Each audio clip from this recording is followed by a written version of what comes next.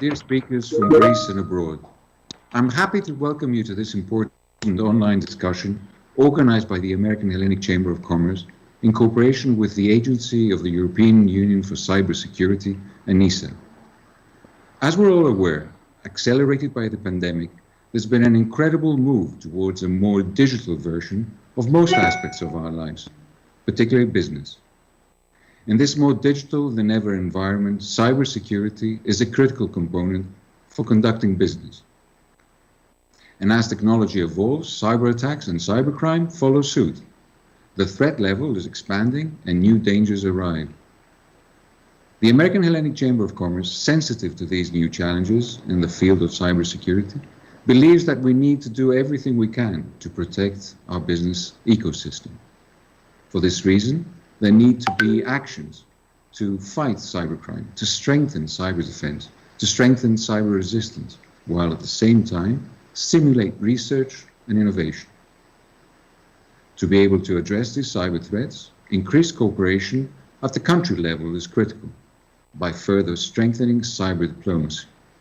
Strict implementation of the institutional framework and meaningful sanctions against cyber attacks are crucial.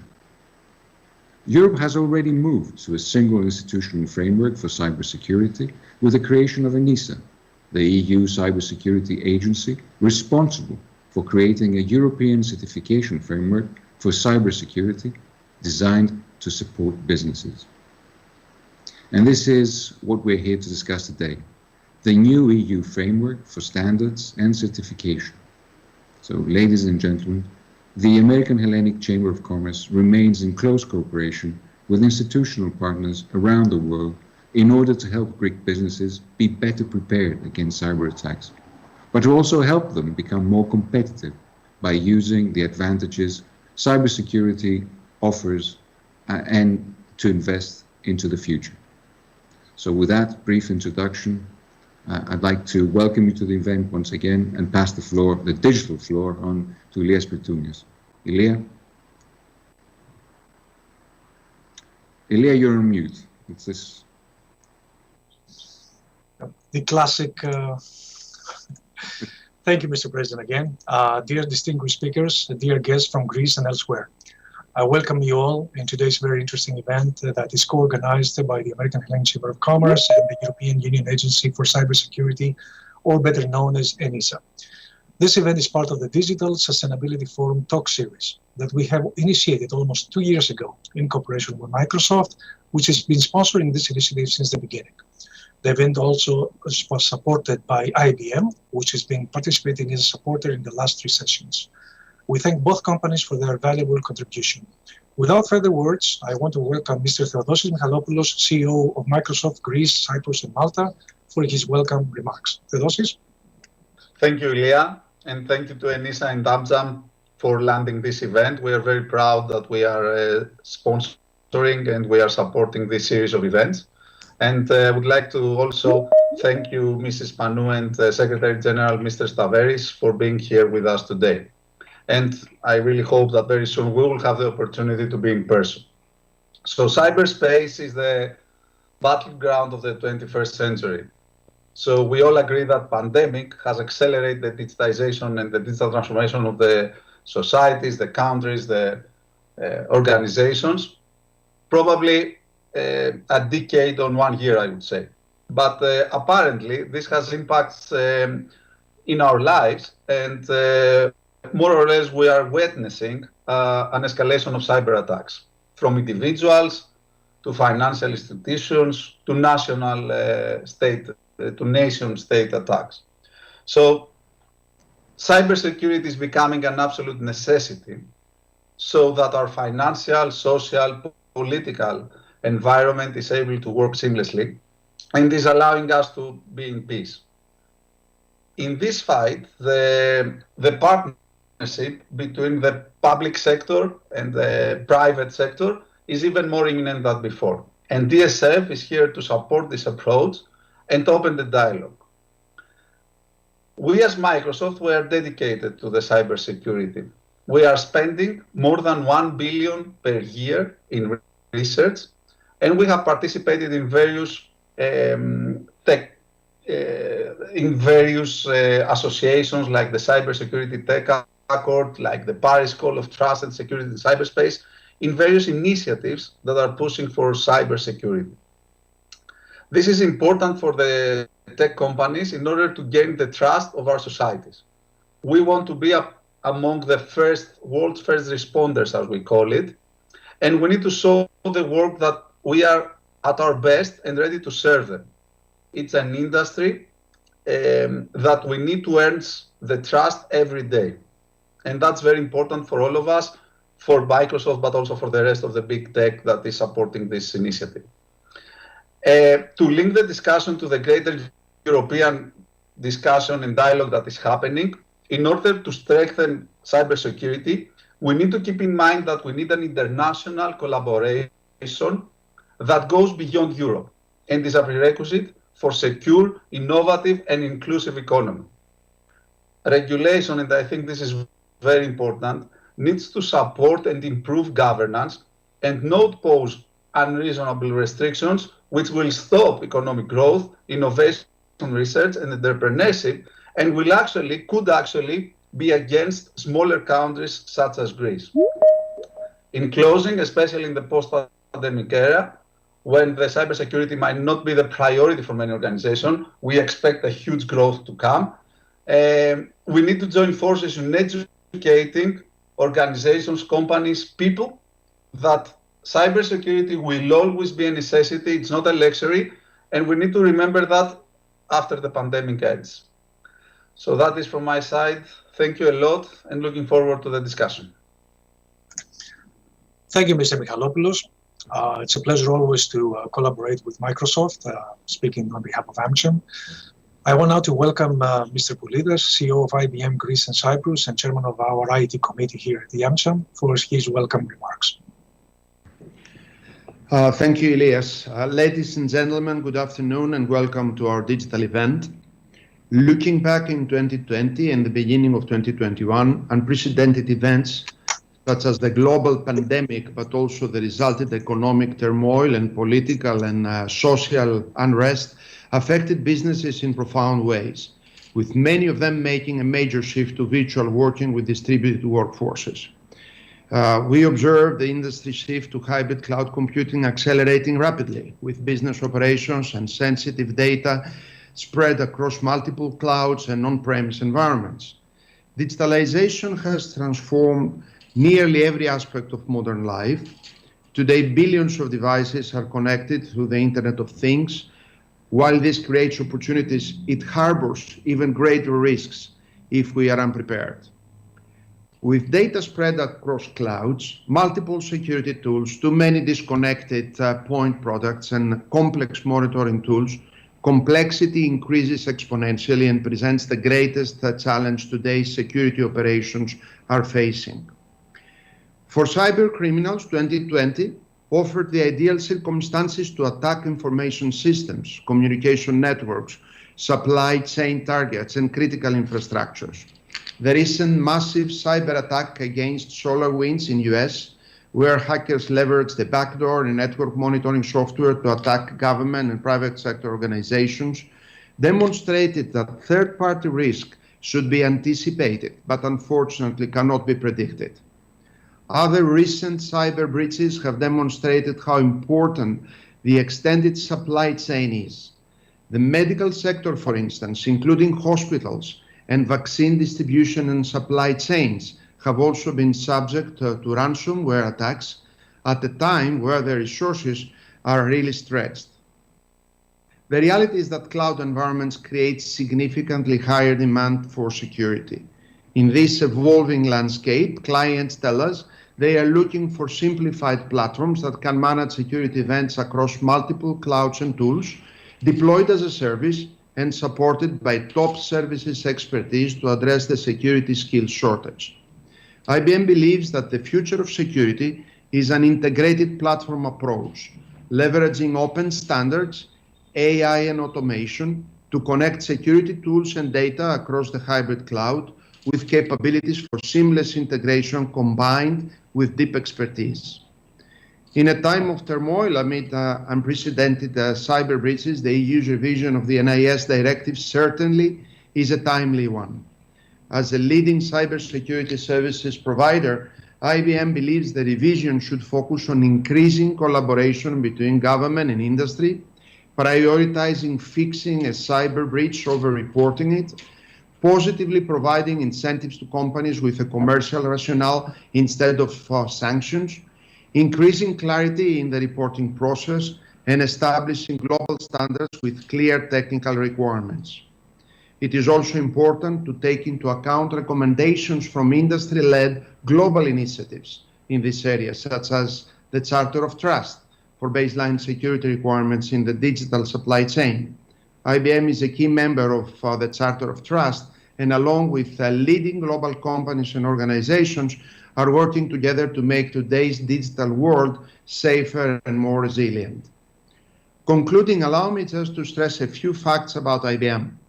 IBM has a long-standing history as a leading security provider committed to protection of customer data and applications, offers one of the most advanced and integrated portfolios of enterprise security products and services with innovative AI-driven capabilities, operates one of the world's broadest security research, development, and delivery organizations, monitoring over 150 billion security events per day in more than 130 countries and holding more than 10,000 security patents worldwide. Our aim is to protect the world and strengthen the belief that digital technologies are safe and secure, that being a fundamental condition for the success of the digital economy. Thank you very much for your presence here. Back to you, Ilias. Thank you, Mr. Paroulidas, for your welcome remarks here. Mr. President. Thank you, Ilias. As Mr. Michalopoulos said earlier, public-private cooperation is more important in this particular field than probably in any other. So we're very happy to have with us the Secretary General of the Telecommunications and Posts of the Ministry of Digital Governance, Mr. Staveris. Mr. Secretary General, we look forward to your address.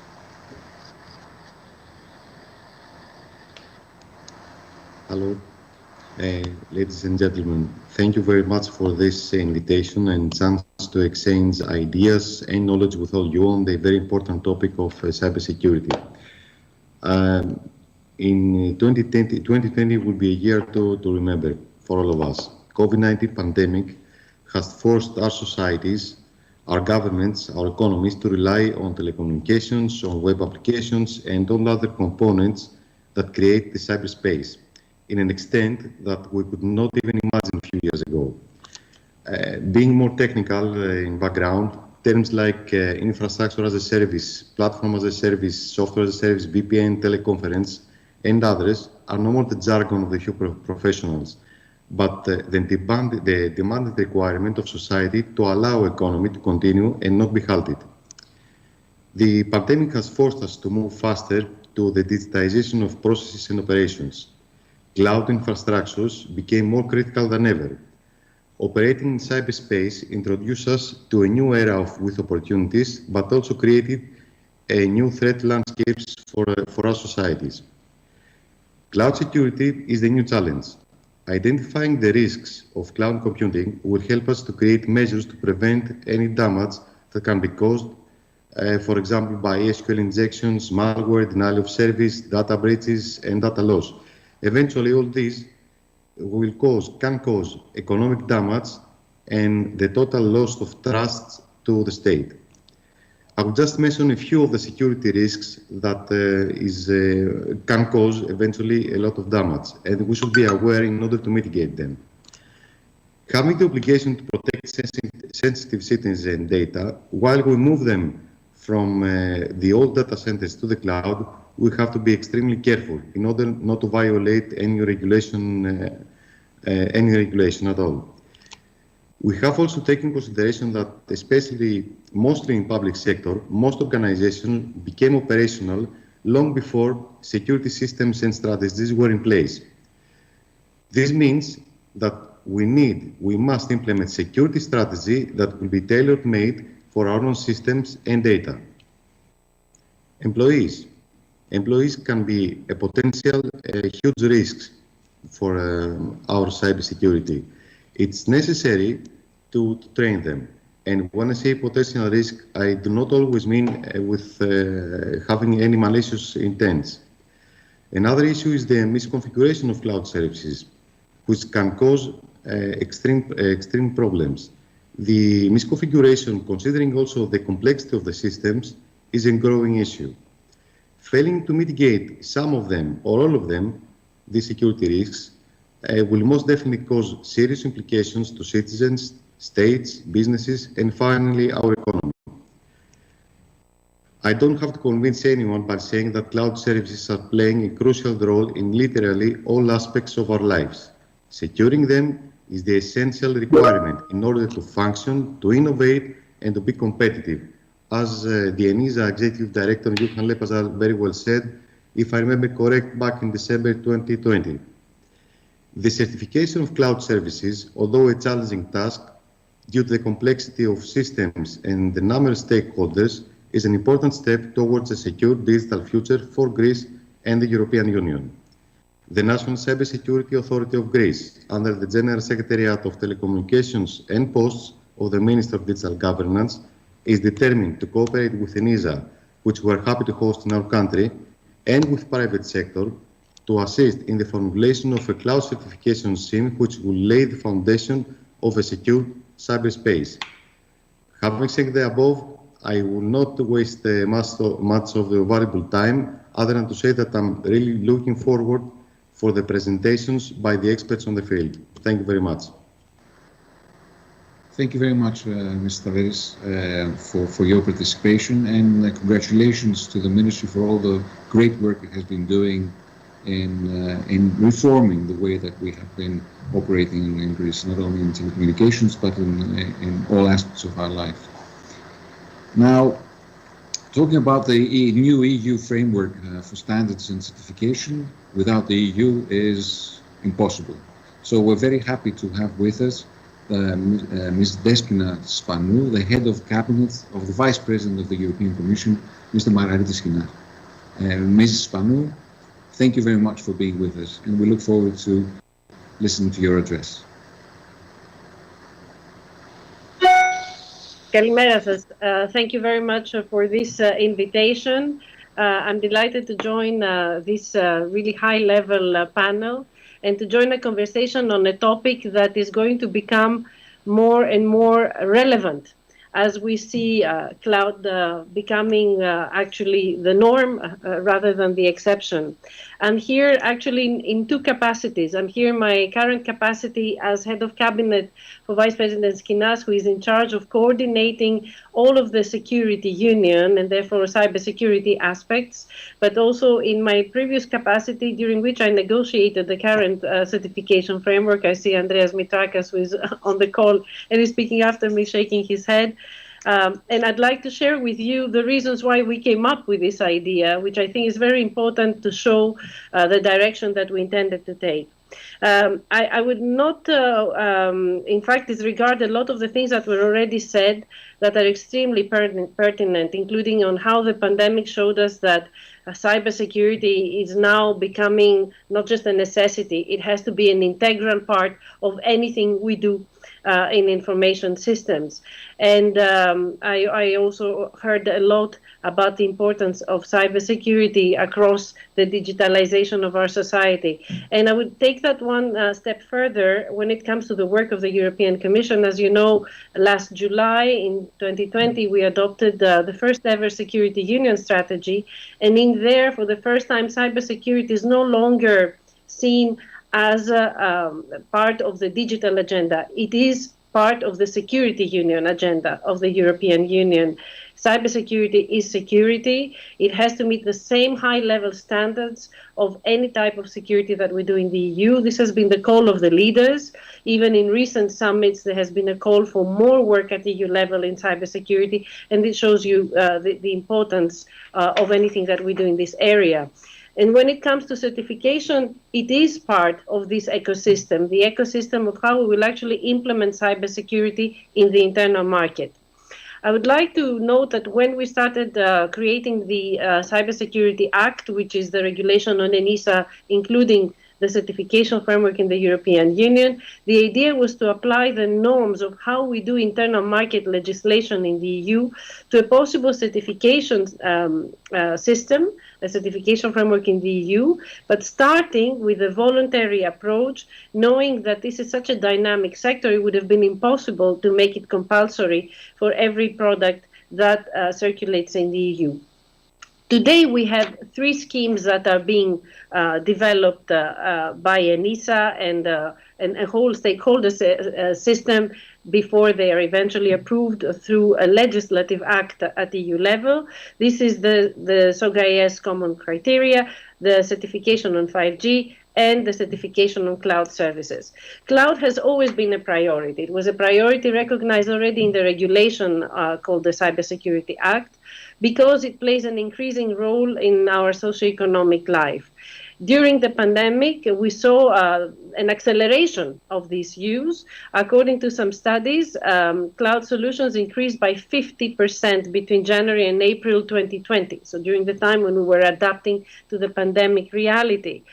We also saw that, again, the dependence of certain areas like the education sector grew exponentially with storage on the cloud, because otherwise it would have been impossible to have this system of distance learning.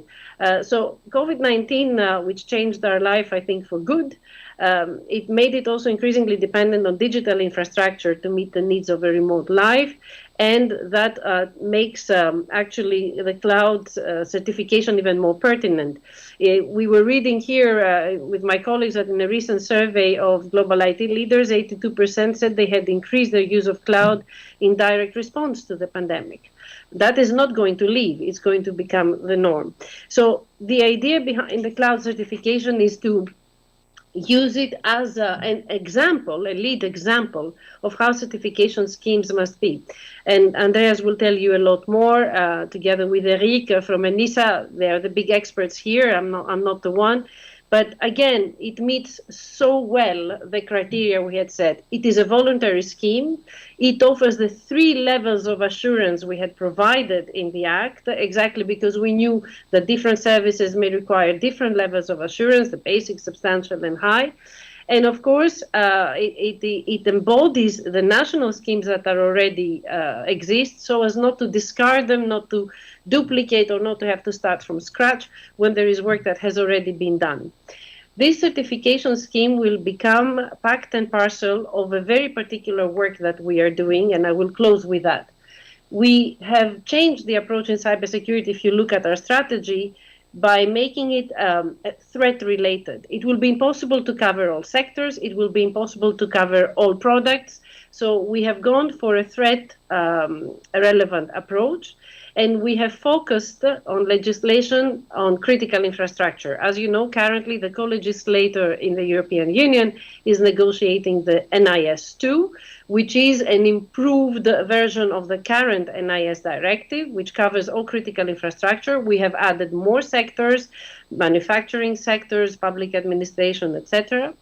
And these sectors all depend largely on cloud systems. So this is where this certification scheme will become more and more relevant as we are targeting our critical infrastructure and trying to protect them the most. Thank you again for inviting us, for inviting the European Commission in this discussion. Thank you for making such a discussion happen. I think we need all of us, experts, regulators, but also the political field, to explain why we thought in Europe this was relevant. We believe that Europe will become a leading force in this area. You know that in our transatlantic agenda, these are matters that will be more and more discussed. And the idea is that these schemes become global reference schemes, and that they enable a globalized market, that we do not exclude that, but that in fact we open Europe through this scheme. Thank you very much again, and I wish you a very fruitful discussion. Thank you so much for all the very interesting and clarifying things that you told us. And thank you very much for being with us today. So now I would like to pass on the digital floor back to Elias Spitoulias, who will introduce ENISA and kick off the workshop. So Elias, it's over to you. Thank you, Mr. President. It is my pleasure to introduce and welcome Mr. Andreas Mitrakas, Head of Unit Market Certification and Standardization, European Union Agency for Cybersecurity. First, Mr. Mitrakas, I want to thank you for your partnership in today's event. We are eager to hear about ENISA's recommendations on the EU framework of standards and certification for the cybersecurity. The floor is yours. Thank you, Mr. Chairman. Thank you, Elias. It's a great pleasure to be in this event and somehow to respond to an initial discussion with one of your the important sponsors of Microsoft on how to organize such an event in Greece. It's particularly important because the membership of your chamber represents the dynamic part of the economy, which makes you a very dynamic and involving multiplier as it is. And so important you are that probably you can control the weather in view of the cloud overhang we have above Athens as we speak. So I just have a small set of slides for you, and I will start sharing my screen as I'm cracking jokes. So there you go. I have just 3 things to say today. I'll give you just a bit of a background around the Cybersecurity Act, what we do in cybersecurity certification, and the method, the approach that we have developed in order to make sure that we produce meaningful outcomes out of this process. Effectively, the CSA, as you well heard from Despina Spanou, is nothing new. It draws its roots in as a proposal back in 2017, but it also relates to other legislative instruments in the area of critical infrastructure. I think it seems that in the back of the mind of the legislator at the time, critical infrastructure was in play. Only that indeed the Cybersecurity Act addresses the needs of the European Union in terms of its internal markets. So it's an instrument around the internal markets, looking into enhancing the level of trust to digital services. So trust all of a sudden becomes from this cultural notion, which is typically community and values based, as Fukuyama suggested almost 30 years ago, into something which becomes a measurable experience. We can set criteria, we can assess it, we can conformity assess it, we can produce rubber stamps or seals of approval, and all of a sudden products, services, and processes live up to our expectations as consumers, as users of these services. Now, is this anything new? Well, in the background, probably it is not, because we've seen schemes based on notions of certification in the area of consumers for some time. Also in this country, the maritime experience is quite telling, because Metro Marine has been based historically for over 2 centuries now on certifying ships, their equipment, their crews, the ports they dock, and all that. So we really need to build up and step up this experience in the digital environments. It would be good for the business. It would be good for the consumers. They would know better what they're getting into, and it would be good for those that have access to our markets, particularly privileged portions of markets like the EU internal digital internal markets.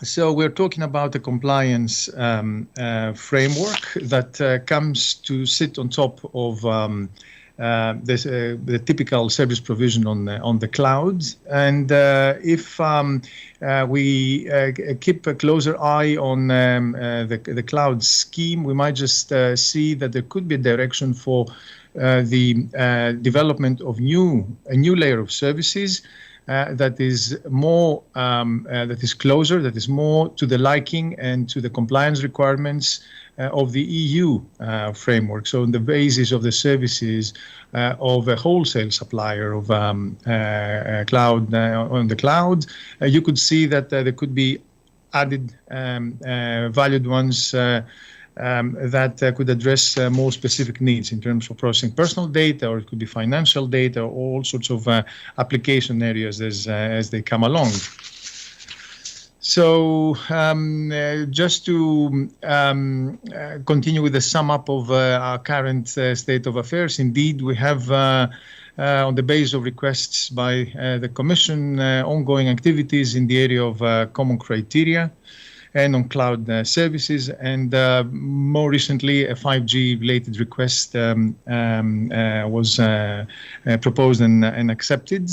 What's important here to mention is that while you see on your screen odd acronyms and layers, in fact, the work that is carried out seeks to build on complementarity. So the framework that we would like to propose would not be a standalone one addressing the needs of a specific area, just responding to a request of the Commission only, but making sure that we draw the lines across these schemes so that on a future date we would have devices that are conformity assessed under the common criteria scheme to be leveraged to deliver cloud services. They could be accessed through 5G, and who knows, maybe you have IoT sensors conformity assessed on the basis of a future EU scheme, and so on and so forth. There's a lot of potential in terms of niche vertical application areas, and we have the Union Rolling Work Program to provide us guidance. The Union Rolling Work Program is in the making. It's in the final legs of its lengthy and elaborate approval. So to do all that, ENISA does not work in isolation, splendid or otherwise. It works with experts, with an ad hoc working group, and one of the important speakers right next, Andreas Fuchsberger, is one of the key contributors in one of those working groups. Many thanks. This little picture that I sketched concerns portions of the work of ENISA, but this is all supervised and controlled by the member states. The acronym ECCG points to the member states there, and SCCG points to stakeholders. So there are governance bodies that continually advise and interact with ENISA in order to have a better outcome in terms of our inputs, our security controls. And in all, it's important to keep in mind that ENISA is not so much concerned about what the industry does in order to serve industry purposes, but what the public authorities would require in order to serve public interest in this area. I think this is the value layer that ENISA may very well put together and combine the organizational inputs, the technology knowledge, in full respect of the compliance framework, of course, and come up with robust requirements. The last leg, of course, of all this arduous process is the voting of the candidate scheme in comitology. That's a special procedure where the Commission produces the proposal and member states take a vote. Hopefully positive for our hard work. One slide here just to put in a picture what I just spoke about. So in the inner circle, you see that effectively the union rolling work program results in ad hoc working group in a thematic area. There's voting in comitology.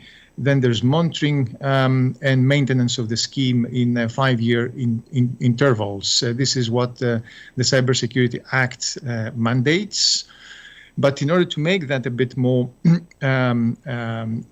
palpable, we have already developed in ENISA a homegrown risk assessment methodology that we plan to use on niche areas, and 5G, for instance, is one of them, in order to determine assurance levels based on risk, so they would not be ad hoc designated.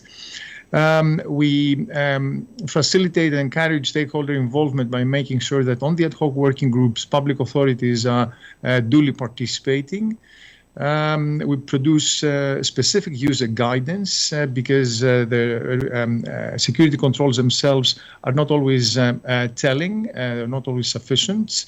We want both the conformity assessment bodies, the testing labs, and the users to be equally well informed about what is meant in each case. And we also plan to showcase and pilot the deployment in some cases with select stakeholders to make sure that everything fits together. And in time, we'll develop the measuring criteria in order to facilitate the monitoring process. So that's that. I have a little timeline for you, but it's informative.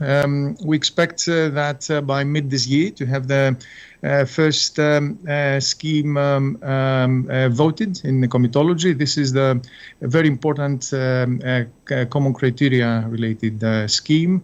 And it's important because it also has international repercussions. It reflects the transatlantic relationship with the EU, between the EU and the United States.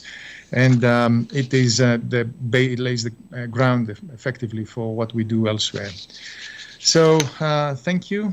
And I remain at your disposal for any questions and likely questions. Thank you.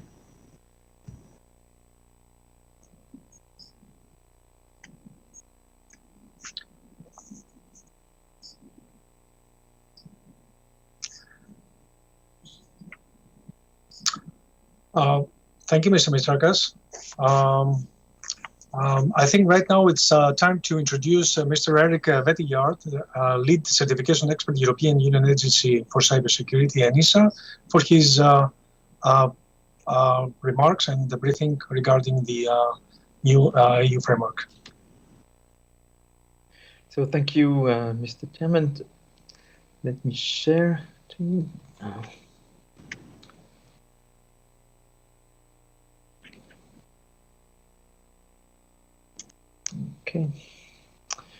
Okay, so my name is Eric Vétillard, so I work at ENISA in the team of Andreas, and I'm currently leading the development of the cybersecurity certification of cloud services. So what I'll try to do today is to dive a bit deeper on the idea of cybersecurity certification, in particular for cloud services.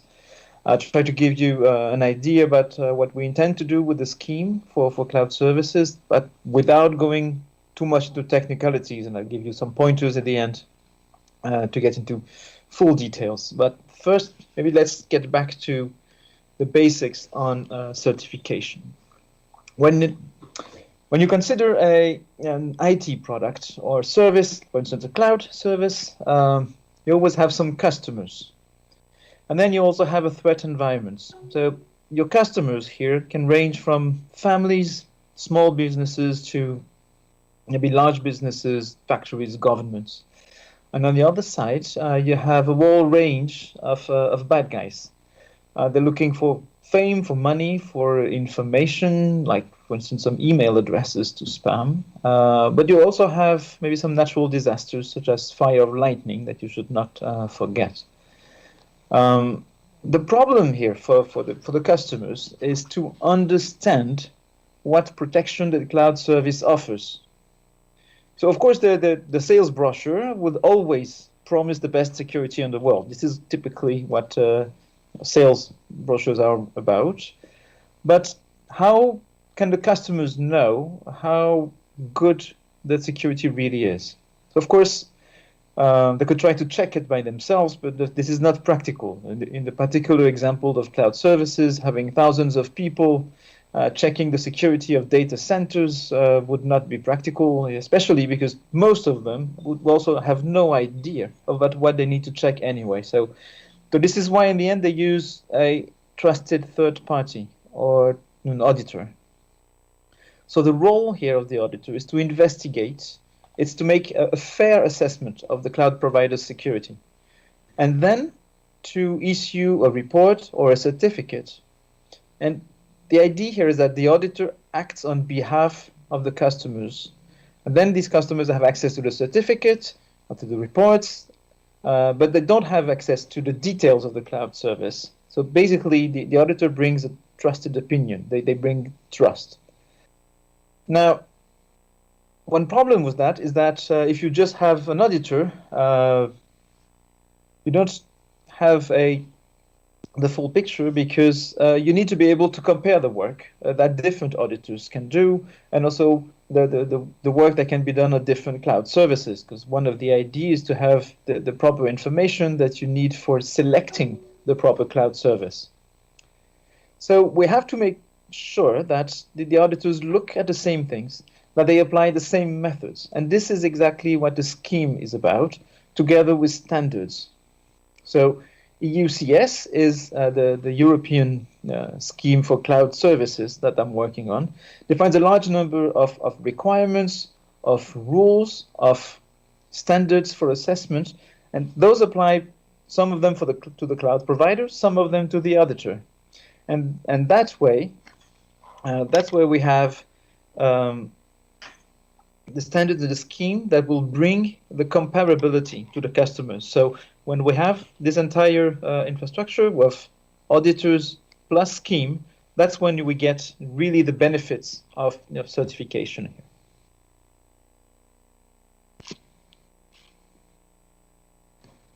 So the other dimension of cybersecurity is about maybe the kind of properties that need to be checked. So the first thing that comes to mind to a lot of people is resistance. Because of course it is very important to resist to incoming attacks. It is important to get rid of vulnerabilities or to have multiple layers of defense. But today we're also in a world where there exists marketplaces for 0 days vulnerabilities that no vendor knows about, but that some of the malevolent actors can actually buy. So in that kind of world, resilience is also very important. This is about making sure that the product or the service behaves when things start going wrong, when there is an ongoing attack. So at that point, this mostly is about minimizing the impact of the attack, about speeding up the recovery. And the idea, of course, is to get the service back to normal operation. Resistance and resilience are in many ways complementary. You don't want one without the other. But in certification, their relative importance depends very much on what you target. So for a product, resistance is often the priority, because that home connected device that you have at your home is very much exposed because the vendor has absolutely no control over it. They don't know what is happening to the device at any time. So certification will focus on making attacks difficult. On the other hand, when you think about a cloud service, it runs from a provider's data centers. So it can have some guards, some firewalls, and all of these things are under the vendor's direct control.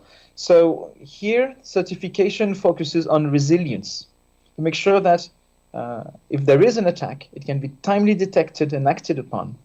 So there will be minimal disturbance to you, the customer. To do so, the auditors will look carefully at the processes in place. Who can configure the firewall? What's the plan if the data center catches fire? But of course, the auditor would also look at critical security features, because the service is not just about processes, it's also about operating something, some software that runs on hardware. So we need to make sure, for instance, that users are properly authenticated, to ensure that you cannot have somebody penetrating simply by using a default password. So certification is really about having an auditor analyzing the security of a system to verify that it satisfies some requirements. So there are many certification schemes, including for cloud services, but here I'd like to focus on a few things that we have in the Cybersecurity Act, which is this European regulation under which we operate, which defines a few interesting things. The first thing is about assurance levels. So this is quite important because, particularly for cloud systems, all services don't need the same level of security because they are not associated to the same risk. So we have 3 levels in the Cybersecurity Act, and also in the EU CS for the cloud services. So the first one is very much an entry level. The intent is here to be used for providers who are not familiar with certification. So be careful there that the basic does not mean that there's very little security. It's not meaningless because many providers today do not have the required security maturity to reach even that level. So reaching and achieving this basic level is already an achievement. However, the substantial level will be the mainstream level. This is what is intended to be reached by those who are familiar with the existing schemes. It is for those who are familiar to these, very similar, for instance, to the German C5 scheme for cloud services, or more generally to the very well-known ISO 27001 set of requirements. So this is the level that we expect most certified cloud services to reach, but there is an additional level, which is the high level, intended for really sensitive cloud services. There are many such services for a variety of different reasons. One of them could be that they process, for instance, money transfers for large sums. So of course, this is obviously sensitive, but in some cases, there will be also some cloud services handling large amounts of personal data, making them also sensitive with regards to other European regulations, for instance. And in some cases, just because a service is extremely large, so the impact of an attack becomes devastating, for instance, because it hosts thousands of other services. So the Cybersecurity Act also insists on continued compliance. So what that means is that certification is not just a stamp that you get and then forget about it. It is a status. Something is certified for some time, and it needs to be maintained over that time. So when a service is certified, it has to remain compliant. If there is an issue, the provider must notify their auditor, who can then investigate to see if this is a... No, sorry for that.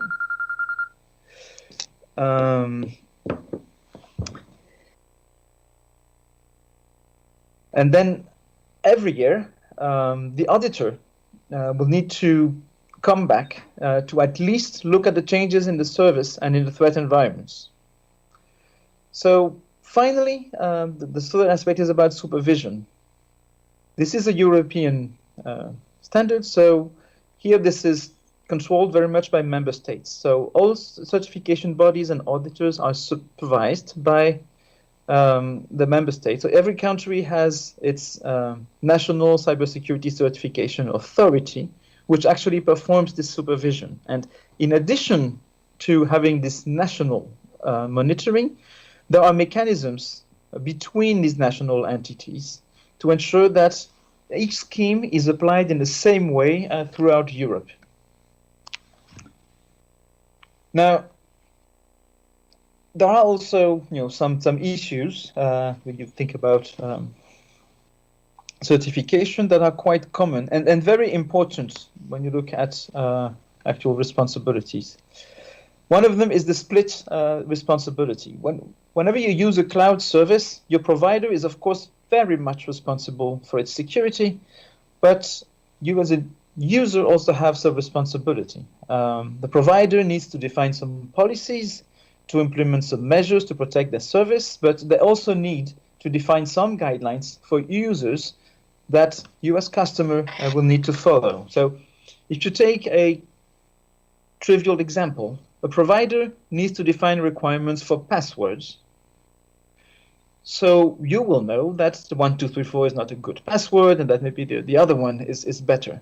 But they will also define some guidelines and recommendations, one of them being that you should be careful with your password. So it is your responsibility to follow these recommendations.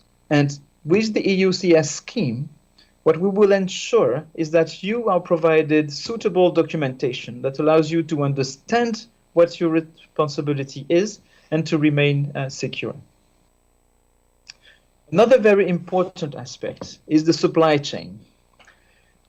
In a very simple model, you would have customers who want to use cloud service 1, and so in order to verify that this is all going well in terms of security, they send the security engineer to check the certificate before making their decision. Now, what will happen very often is that their cloud service will rely on another cloud service. For instance, a SaaS service relying on an infrastructure service. This is very common, and the problem is, of course, slightly different here. So EUCS covers this case in all the time, but the most favorable case is when Cloud Service 2 is itself certified. So in that case, we can use a mechanism called composition to verify that Cloud Service 1 satisfies the scheme requirements when it is used on top of Cloud Service 2. So of course, this will be made much simpler by the fact that a lot of the requirements will actually be fulfilled by the Cloud Service 2 that is provided, for instance, the infrastructure. So in real life, this can get rapidly very complicated, but that's also the idea of defining a cybersecurity certification framework, as Andreas mentioned. So we have several schemes. In the future, the schemes in the framework will be able to complement each other to avoid the duplication of work while we keep a high level of guarantees. So finally, I will give you a bit more technical information about the upcoming scheme. So the key elements of the scheme, as I already mentioned, is that we have 3 assurance levels so that we can cover all the use cases. Something important as well is that we've been careful to be compatible with other certification schemes and existing practices so that this scheme can be as less disruptive as possible and can integrate within the company's existing certification strategies when they had some. So it will be possible to combine those ISO 27001 certification or SOC 2 certification if those are already mandatory or practiced by a cloud provider. Another one, as we saw that there's a clear analysis of the security of the subcontractors. So every assessment needs to include this analysis of the supply chain here.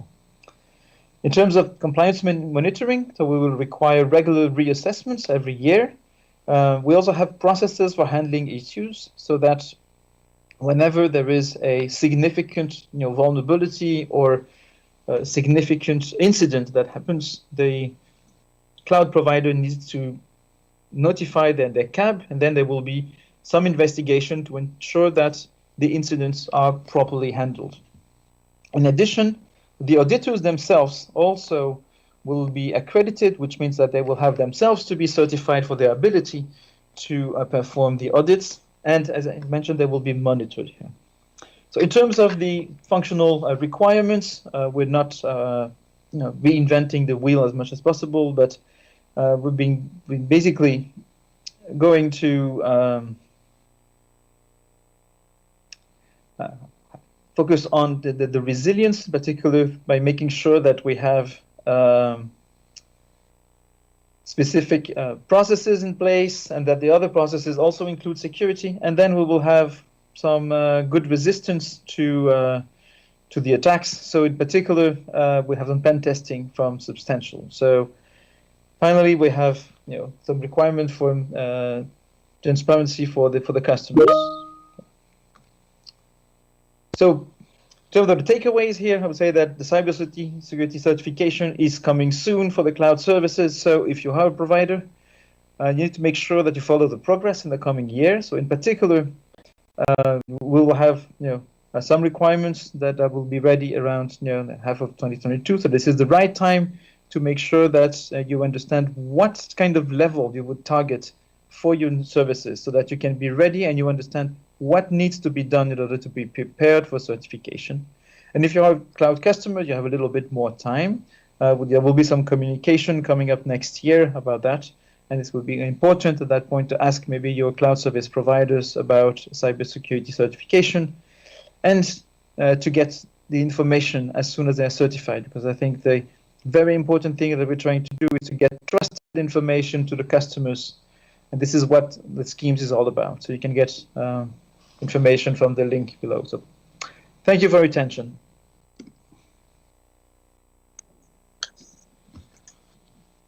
I want to thank both Mr. Mitrakas and Mr. Vétillard for their very interesting briefing regarding the new framework of standards and certification on cybersecurity.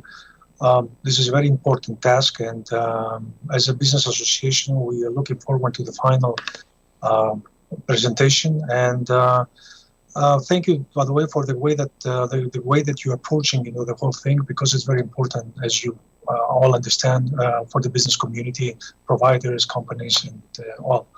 So now we are continuing with our discussion panel titled The Impact and Benefits of Adopting the New Standards and Obtaining Certification on Cloud Cybersecurity, New Business Opportunities. I have the pleasure to have with me four great experts on the subject, whom I am introducing you right now. Mr. Konstantinos Rotas, Head Directorate of Strategic Planning and Regulatory Compliance, National Cybersecurity Authority of Greece, Ministry of Digital Governance. Mr. Andreas Mitrakas, Standards Officer, Microsoft Corporate Standard Group.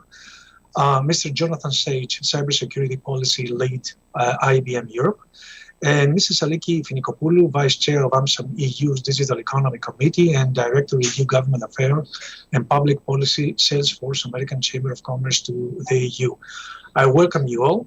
We will proceed with short addresses by each one, and then we go to the questions. And I want, by the way, to remind to our audience that they can send questions using the chat. So let's start. Mr. Konstantinos Rotas, please go ahead with your short address.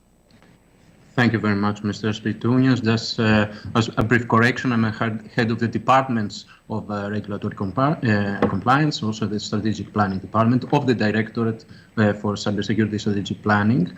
And now I'm going to share my screen so you can see my presentation.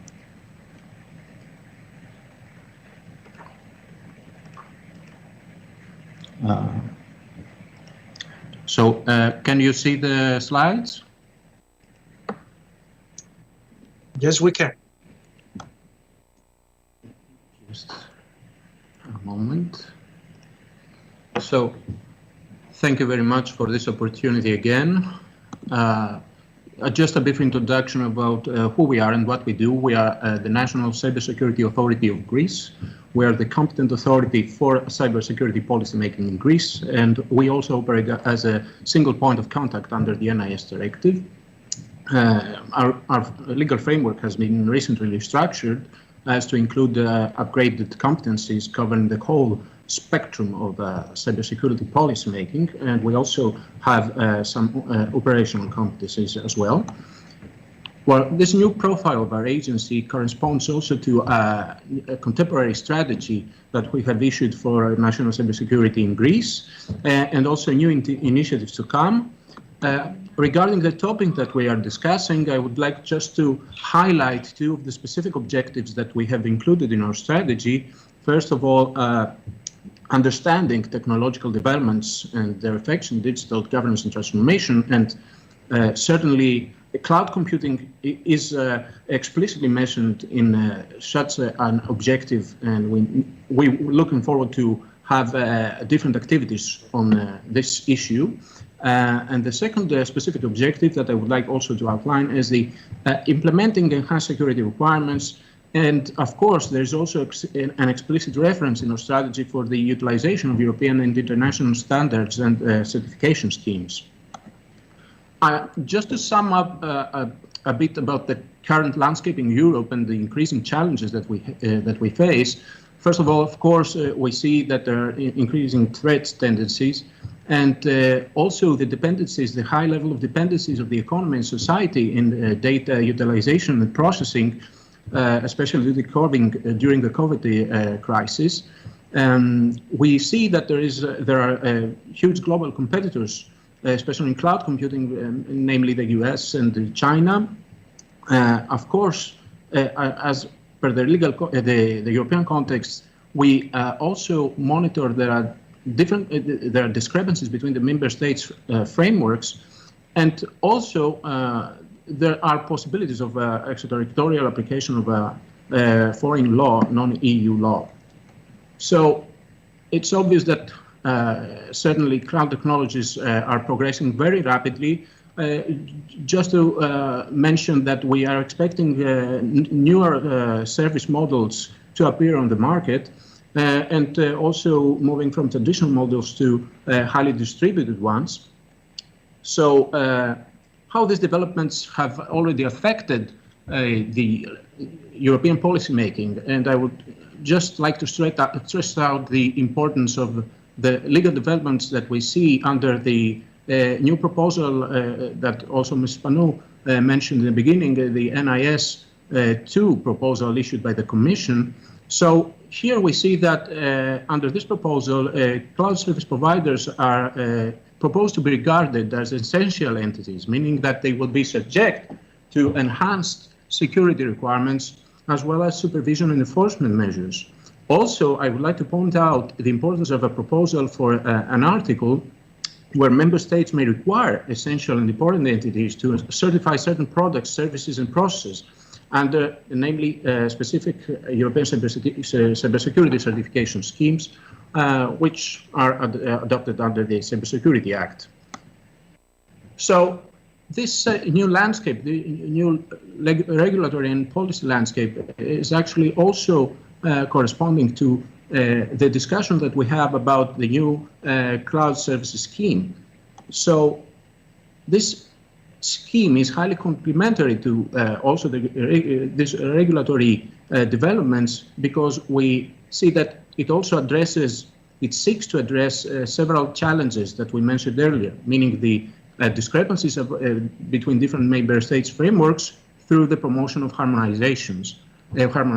And also, I would like to point out also the huge benefit of building a trustworthy environment, which is highly crucial for overall market operation. And in particular, as regards the latter, it is important to see that the promotion of standards and certification schemes is highly crucial for addressing asymmetrical information. To be more specific about cloud cybersecurity, the benefits as regards the providers is that they will have an assurance that they meet specific requirements of predefined set of security control objectives. As regards the customers, they will have the ability to make informed choices about procurement and operation of cloud services. And finally, as regulatory authorities, including us as a national cybersecurity authority, this is actually quite helpful for checking, monitoring compliance and the verification of provided information. So all in all, certification standardization is now a fundamental part of the overall European policy making, including strategic, regulatory, and other initiatives. So this is something that is highly complementary to these efforts and is highly beneficial for the overall performance of the European digital market. Thank you very much for your attention. I'm happy to answer any of your questions, and do not hesitate to contact us if you need anything else on the issue. Thank you very much. Thank you, Mr. Rodas. Let's move ahead with Mr. Andreas Fußberger. The floor is yours. Thank you, Chairman. Thank you. Good afternoon, everybody. My name is Andreas Fuchsberger. As mentioned, I work for Microsoft in the Corporate Standards Group. This is a group that engages in international standardization and by extension now even more so into the creation of national schemes, and particularly in the area of cybersecurity and of cloud services as we're speaking here today. Of course, our interest lies very much in creating a level playing field for participants to be able to participate in the large market of the cloud services. It was talked about today extensively about how we're seeing a change in landscape across all our areas of work and in the environment, especially drawn on by the pandemic. We see ourselves very much as an enabler of bringing the level of security that society requires nowadays up to a level that is acceptable and achievable on a wide and easy basis. It was mentioned in the presentation by ENISA, both by Andreas and Eric, how what we're looking for is creating of sort of raising the tide or floating all boats to a certain level that it becomes achievable by the vast majority of organizations. And that's very much where we see our ability to participate and grow the overall cybersecurity posture across the various services and products that not only we provide, but industry provides in general across the whole globe. Further to that extent, of course, at certification, standards start at the very beginning, and we engage in the standards making process. The challenge very much within the EUCS has been the timeline set out both by the Cybersecurity Act and the recognition from by ENISA about the delivery timelines.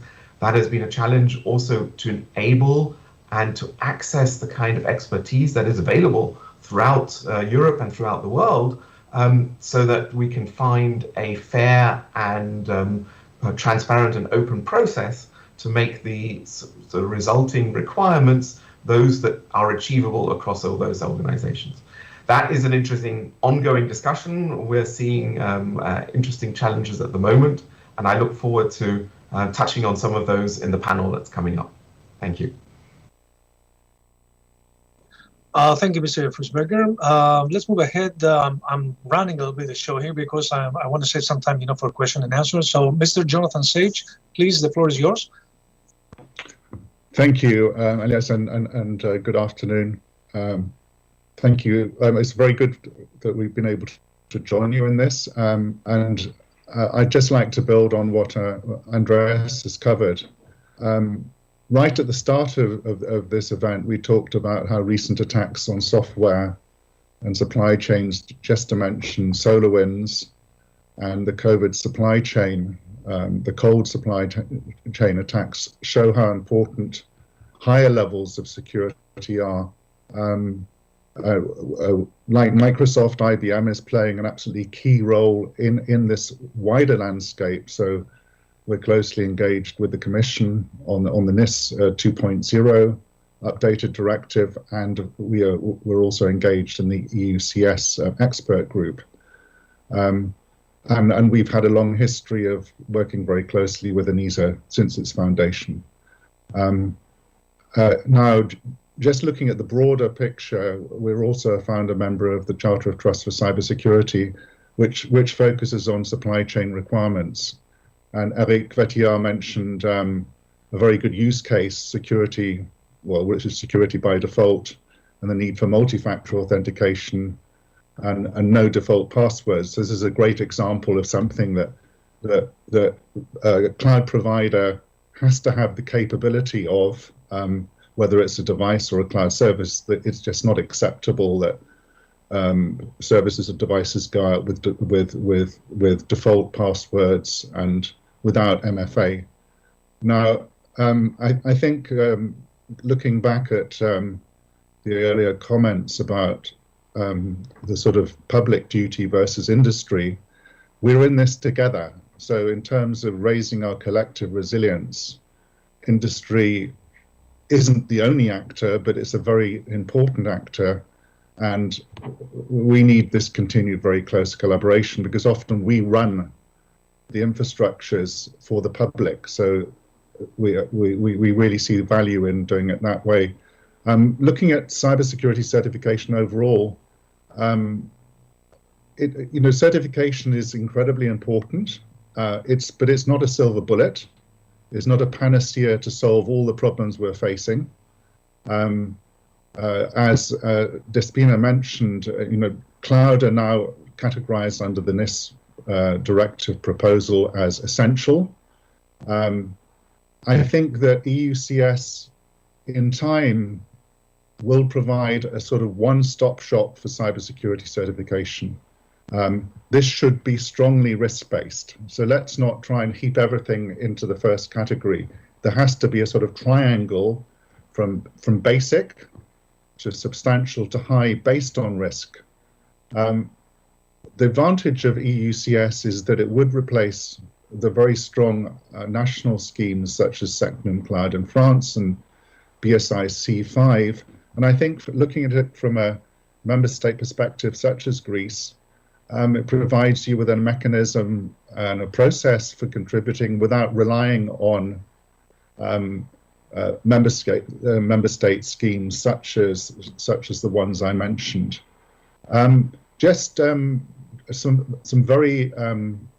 few closing points which I think are important to make the scheme a success. I mean, one is, I mentioned the risk-based approach is crucial. This is not a greenfield site. There are lots of cybersecurity certification schemes out there, so there has to be a very clear value add in this.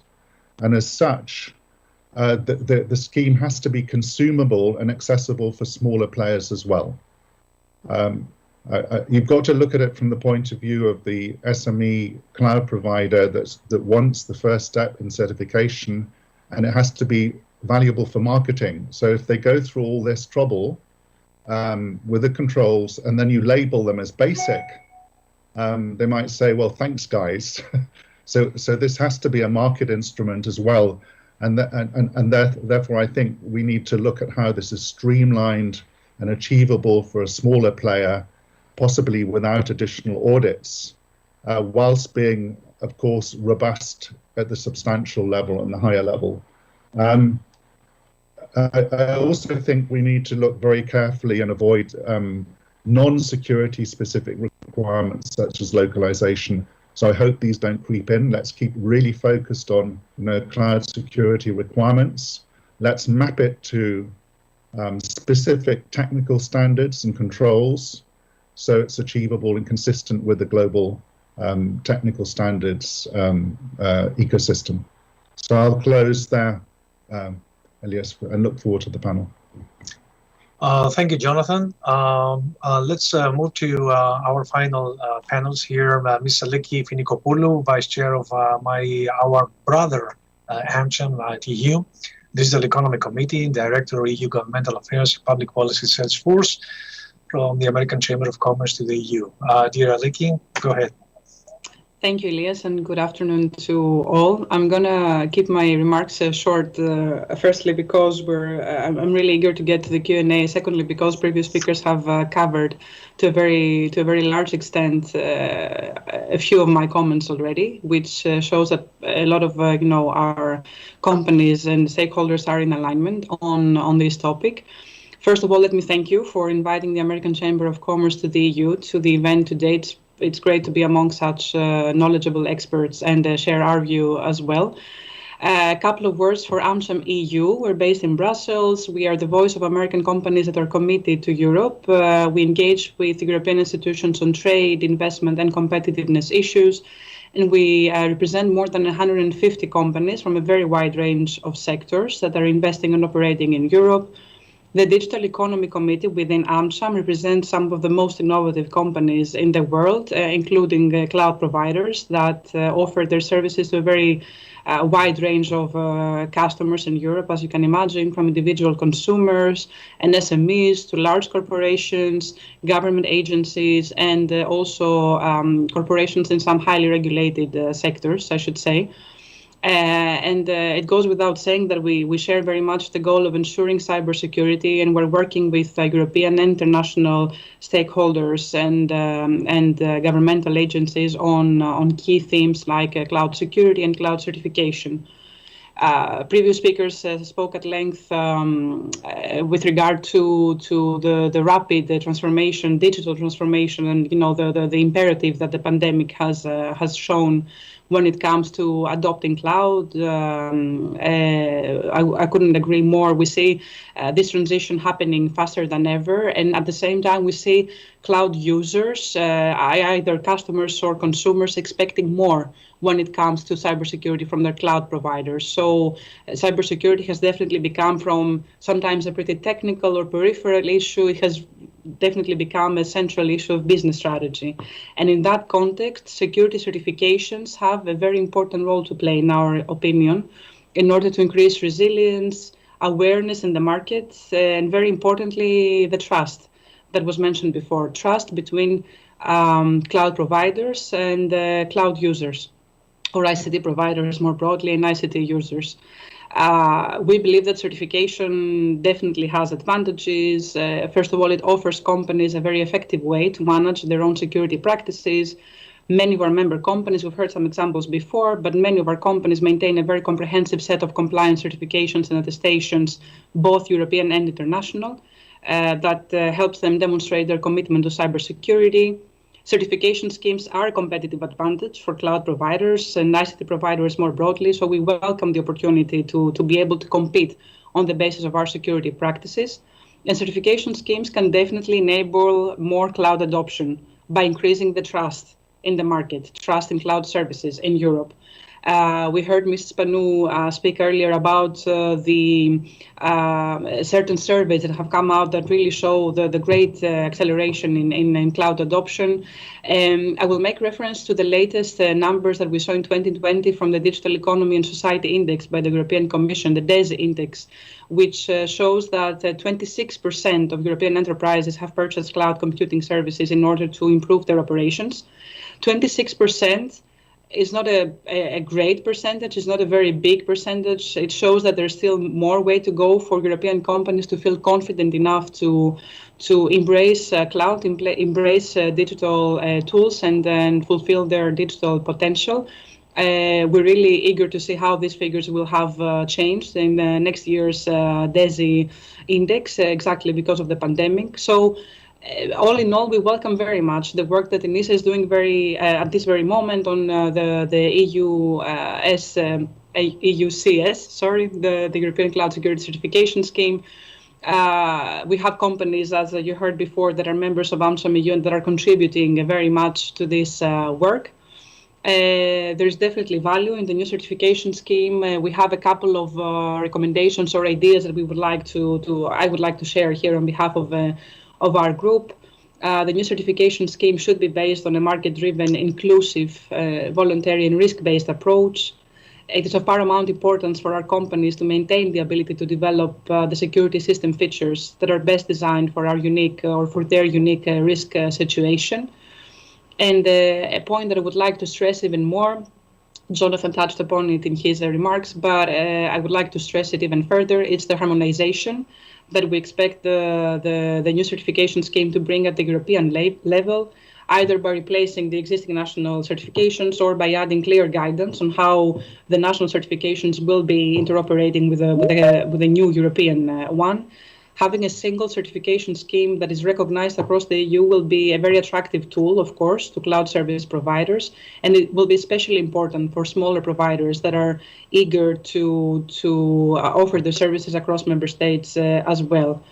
Harmonization will limit the unnecessary burdens that cloud service providers might have, and most importantly, it will not create any further confusion in the market about the existing level of confidence and trust. So cloud users, cloud buyers will know what they're getting, what they're buying, and how the certification in one member state is recognized in another member state.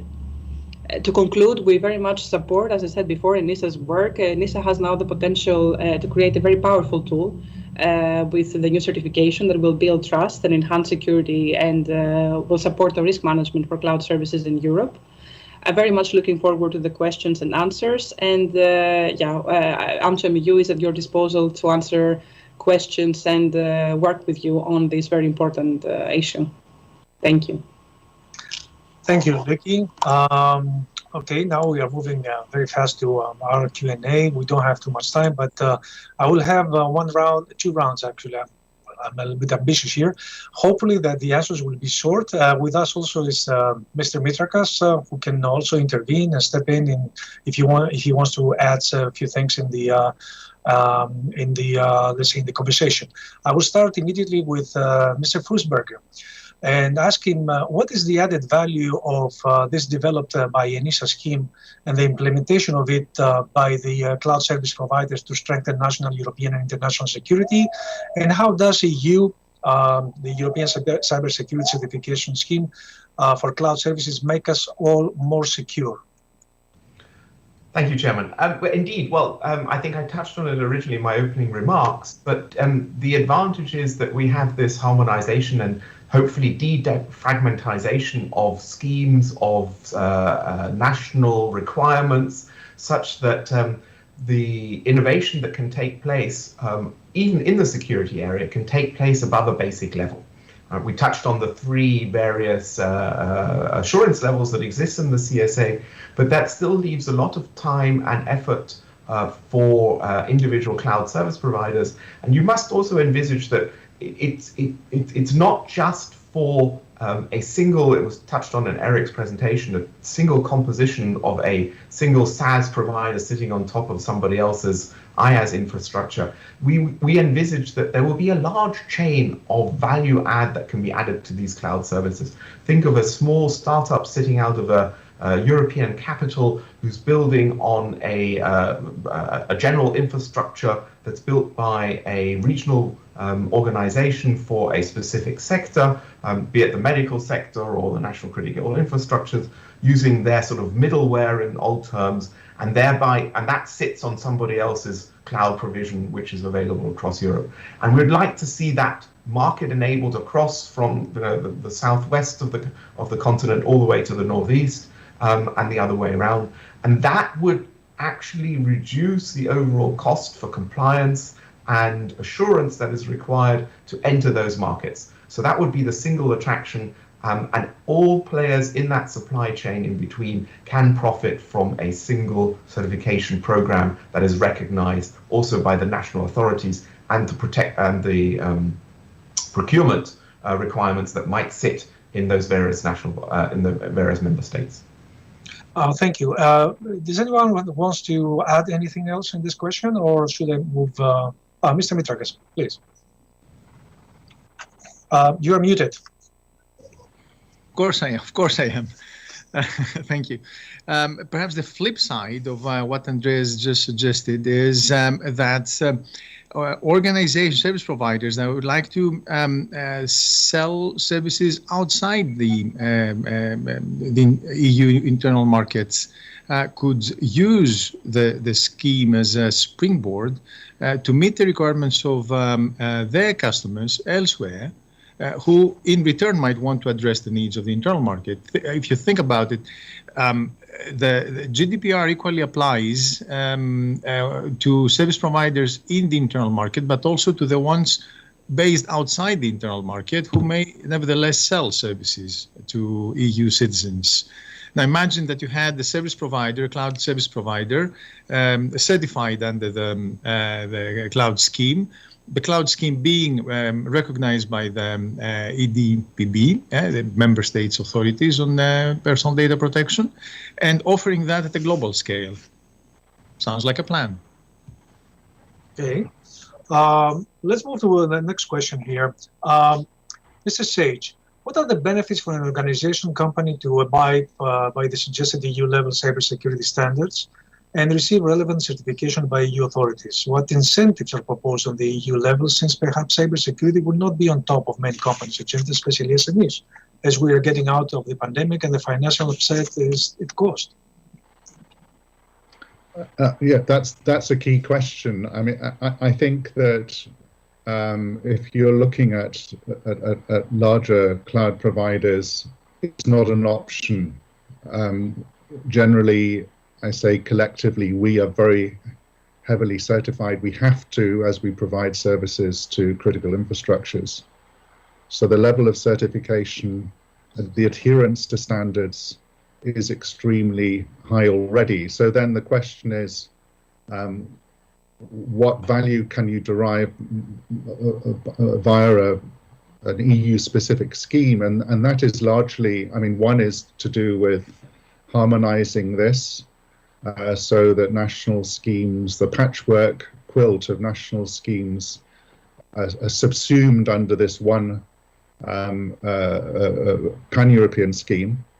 And at the same time, in time, the EUCS would then be recognized internationally as a credential which cloud providers would want to have.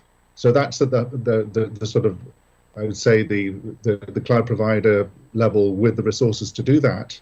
When you're looking at smaller cloud providers, you flip the coin, or you reverse the angle a bit, because then they'll be looking at EUCS as a point of entry, saying, well, that the larger ISO 27000 SOC 2 schemes are unachievable. So how do they get a foot in the door? How do they enter that market and then be viewed internationally also as competent? And that was why I made the point earlier that market, this is about market adoption and market success as well as regulation.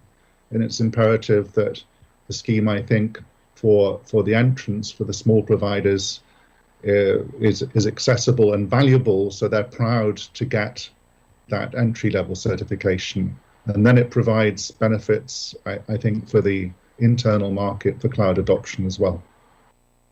Okay, thank you. Would anyone want to add anything here, or should we move to the next question? Okay, I'll move to this next question. Mr. Rodas, can I ask this question? The workshops aims at creating and growing awareness around both international and EU level cybersecurity standards and certification. What other means, meaning instruments, can be adopted and implemented by the interested parties, both on the government and the CSP level, to further promote these rules and convince for their necessity? Well, thank you very much for the question, Chairman. Well, here we do have a variety of instruments that we can look into. Certainly the first part is international instruments and regulation instruments, maybe also looking at mutual arrangements with extreme importance in a transnational level.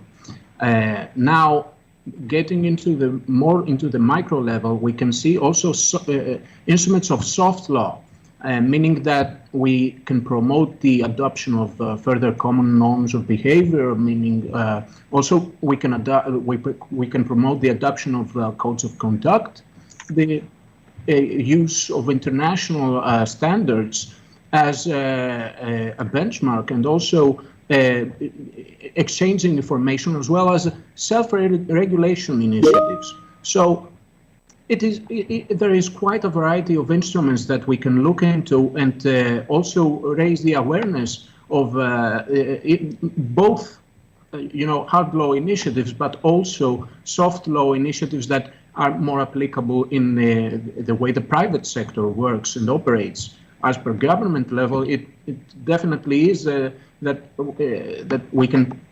It's a dynamic environment. It is a voluntary basis that we are cooperating right now under the Cybersecurity Act. However, no one can exclude, as we also saw earlier, that some of these certification schemes might be also compulsory in the future. So there you have it. There's all options in the table. Thank you very much. Thank you. Would anyone else want to add anything here? Okay, I'll move with a question. Yes, go ahead. The very good citation of codes of conduct, complementary to EUCS. The first data protection code of conduct for cloud under GDPR hopefully will be announced very shortly, and I think that's highly complementary because it covers data protection measures under GDPR along with security measures. So I think that's a very good point. Great.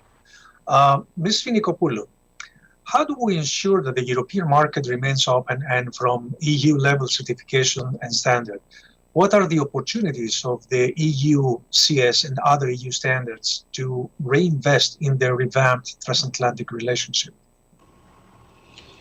Thank you, Elias. I think it was mentioned that the cloud certification can be a tool both for European foreign companies or non-European companies that want to show how they comply with European rules, but also for European companies who would like to offer services to third markets, and having the EU cloud certification scheme as a benchmark or as a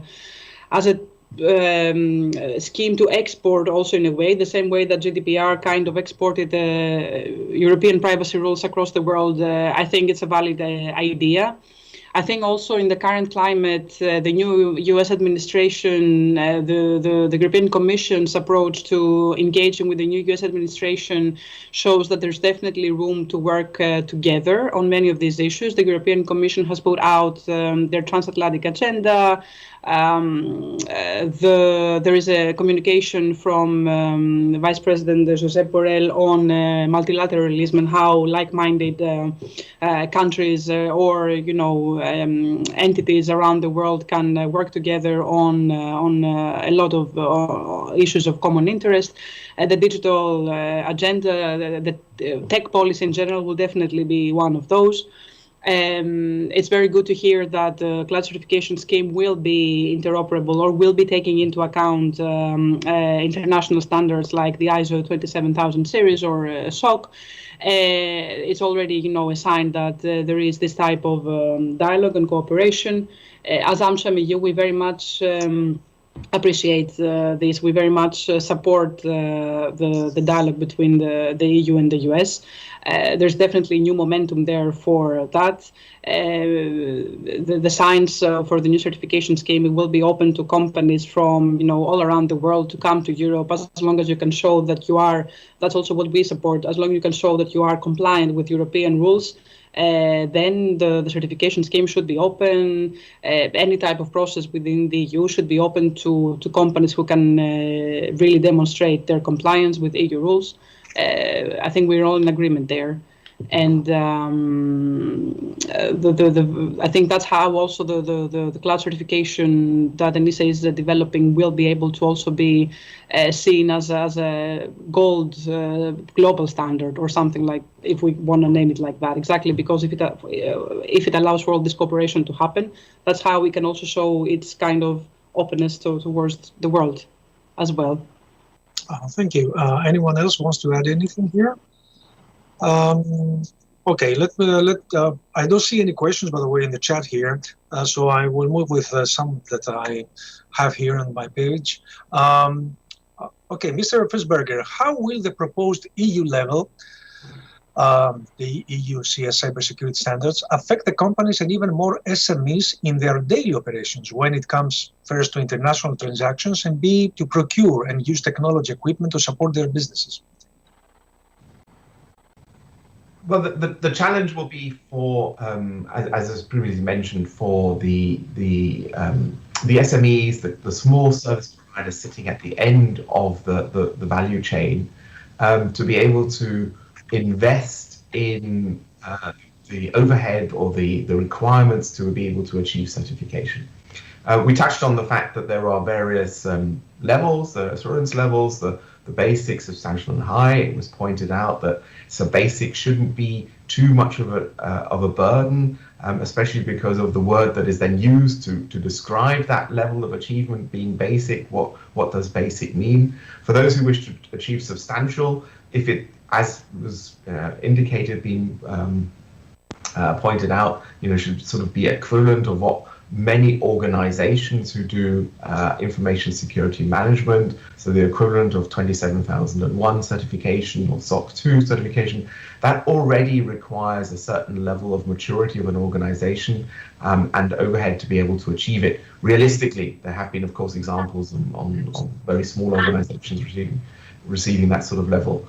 Those are the challenges. So the interesting thing will really be for how much we can enable those value-added organizations to be able to achieve the certification program easily. And I see that as one of our points of the greatest impact, and how once we put that mechanism into place, we can achieve the overall goal of increasing the services security in such. Okay, thank you. Anyone else wants to add anything here? Okay, I move with the next. Oh, Mr. Mitrakas, please go ahead. I'm sorry, latecomer. SMEs need to be seen both as likely service providers which can build on platforms and services that are made available by the large players, as well as users, contributors to the well-being of and the development of the local economies and of the internal market.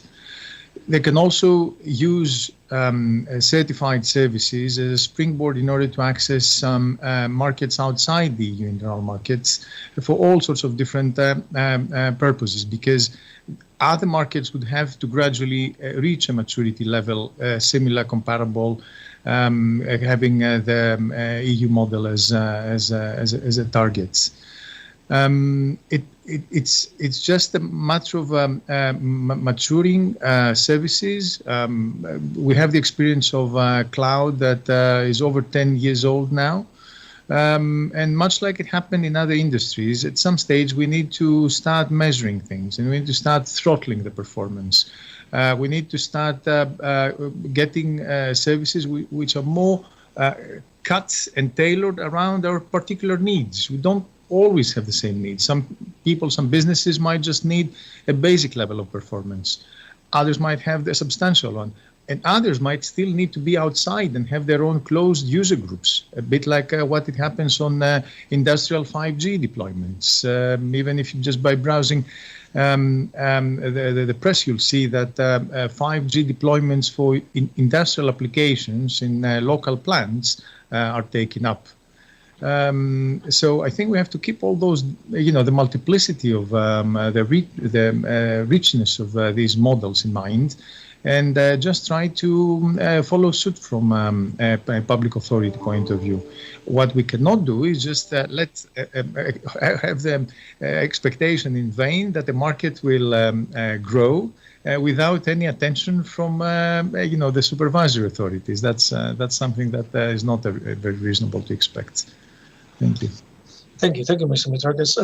I want to ask a question regarding the transatlantic relations, because we all know that there's a development actually there's a strong will from both sides to advance the cooperation, and in many levels, and one also being the digital technologies. So, how much do you think will this affect the final outcome of the new EU framework? And speaking about that.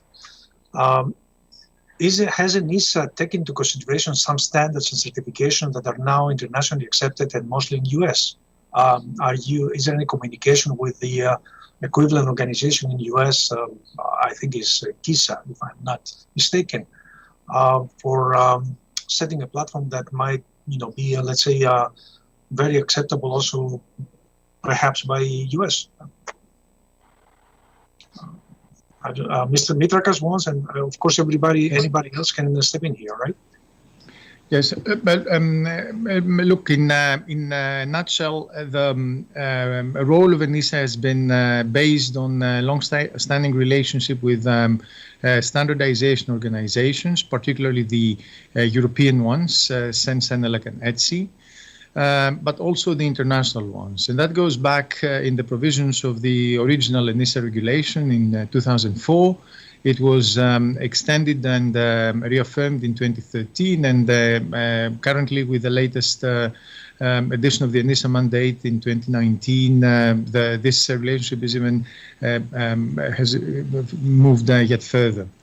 What ENISA keeps in its approach, in its strategy, is the priority towards the European Standards Organization. Now, it so happens that the large majority of the standards output at the European level reflects what happens at the international level. So we need to equally develop our relationship with the ISO and the IEC, and the International Standards Organization, and the International Engineering Committee, to make sure that we have the right provisions. And I must admit here that ENISA does not have any significant capability at doing that at a detailed level.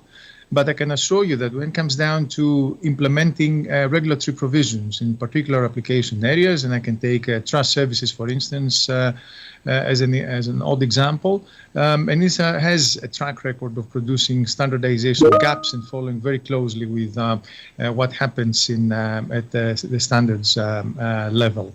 I think that part of the work of ENISA has typically been used as guidance, both for the ones that have to implement it from a public authority point of view, as well as in the market. Now, for cloud, the model is not significantly different. It's actually pretty much the same. You heard our lead expert, Eric, making reference to ISO 27001. And so I would not have any particular concerns there. We've developed a methodology in order to corroborate the risk-based approach, which is based on international standards as it is. And we will also carry out a review of risk standards that will become available in a few months' time, early next year. Thank you. Anyone wants to add something here? Mr. Sage. Yeah, thank you. Just supporting Andreas's remarks, the security or the policy goals that we have in Europe are mirrored, particularly in the US. So the same questions are being asked. There's a lot of focus on supply chain security. The reference model we all use, whether we reference it or not, is the NIST cybersecurity framework, which is voluntary. So that really set the example where the cybersecurity is incentivized both by regulatory measures, but by voluntary measures as well. So that's really guided us along this path and remains an important reference point. And as Andreas said, ISO 27001, 17 and 18 remain the sort of international standards family that we should all try and map to, regardless of where the certification scheme operates. There we have global consistency. If we start hiving off schemes and separating them, we open attack vectors to our adversaries because they can exploit those. Thank you. Mr. Fussberger, I think you also wanted to add something here? Yes, indeed. I just wanted to reiterate the collaboration between the European standard organizations and the international ones. So speaking from within the CENELEC world, where we have an active work program of transposing international standards into European standards, into ENs without modification. So unmodified adoption has the great advantage that they become the same instruments that can be used within Europe as homegrown standards, but are harmonized completely globally. And the other way around is now working as well. We're now producing work within Europe that we will be transporting to the international level. And that is so very keen, especially in this extremely fast-moving world. At the very beginning, it was mentioned about standards for shipping, and the difference is, of course, that in those days we had 200 years of progress to be able to find those standards. Now we're doing things in less than 200 days. Thank you. Okay, I have one last question. How do we ensure that the EUCS is being embraced by the cloud service provider community in the EU and abroad? Also having in mind that the EU Cybersecurity Act enables a voluntary system. Anyone wants to answer that? I will ask with from Mr. Sage. Yeah, it's a very good point. I don't think we whilst it's voluntary at basic level, I think the collective expectation and belief is that NIS2 will reference the cybersecurity scheme and make it mandatory for substantial and for high definitely. So I don't think we see this as a nice to have. It's going to be essential. In fact, if it's not essential, it's not going to work. So it's really a question of mapping to appropriate risk levels rather than saying, well, is it voluntary or mandatory? In fact, when you look at critical infrastructures, essential services, they are regulated and they will have they already have mandatory requirements. So that won't change much. It just pulls everything together and harmonizes. Thank you, Mr. Sage. Anyone else want to say something here?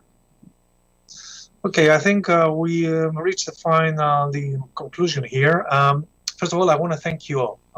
Ms. Finikopoulou, Mr. Mitrakas, Mr. Sage, Mr. Rodas, Mr. Fussberger, and all, of course, the previous speakers for their participation. I think this conversation was very, very interesting, and the whole, actually, workshop was very interesting.